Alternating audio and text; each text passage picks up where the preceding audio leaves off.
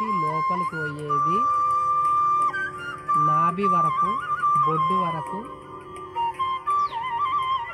తిరిగి శ్వాస ఎక్కడ వచ్చిందో మళ్ళీ అక్కడి నుంచి బయటకు వెళ్ళిపోతుండాలి.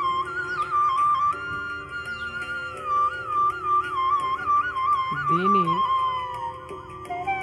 మధ్య మధ్యలో శ్వాసని 1 సెకండు ఆపుతూ ఉండాలి.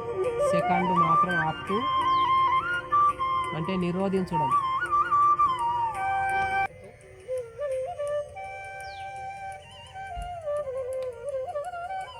మీ హృదయంలో బరువు, భయము,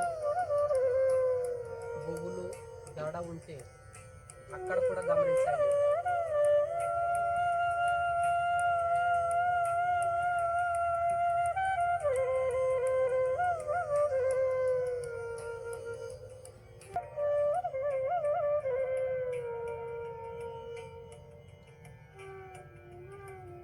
ప్రతి శ్వాసతో అనుభూతి చెందుతూ మీ అరచేతులలో ఏం జరుగుతుంది, ఏళ్ళల్లో మరి అరచేతు గుంట, అరచేతులల్లో కానీ, ఏళ్ళ పొన్న కానీ, భుజాల దగ్గర కానీ, హృదయం దగ్గర కానీ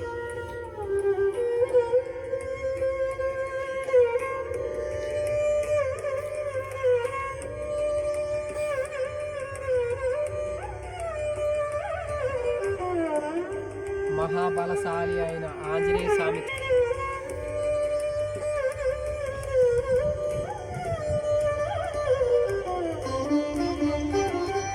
నరసింహస్వామి యొక్క చైతన్యంతో,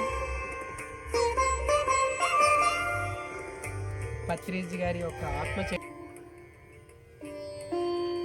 కార్యకారణ సంబంధాల భాగంగా మనం కలిసి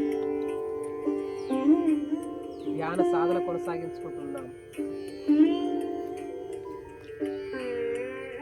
ఒక్క నిమిషం ప్రతి శ్వాసతో అనుభూతి చెందాలి. మన హృదయం దగ్గర బరువు ఏమున్నా అక్కడ మీ యొక్క దృష్టి కేంద్రాన్ని అక్కడ నిలపండి. హృదయం దగ్గర బరువు 1, 0. ఓకే, మెల్లగా కళ్ళు తెరుస్తూ అరచేతులు చూసుకోండి.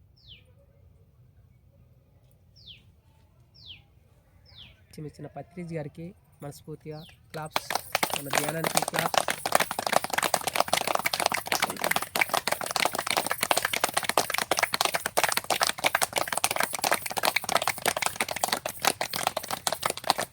Thank you. ఇల్లు అరచేతుల చక్రం లెక్క గిరగిర గిరగిర తిరుగుతుంది. ఇదేమో ఇట్లా ఇట్లా అని ఇది అంటుంది. ఈ శ్వాస ఈడికి తిరుగుతూ ఉంది. అంతే కదా, బరువు అనిపించి ఇట్లా చేతులలో ఏదో ఒక ద్రవ పదార్థం